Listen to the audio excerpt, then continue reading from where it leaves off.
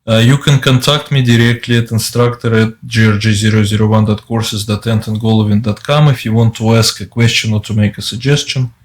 You can also email me at instructor@gunitasahabit.tech. These emails are aliases, and I will read your email no matter which email address you send it to, or you sent it to. Feel free to leave your opinion about this course at the course's website. And there are a couple of more appendices in the course that I thought would benefit the student, so make sure you review them as well. And I did have to write a couple more appendices just after I thought I was done.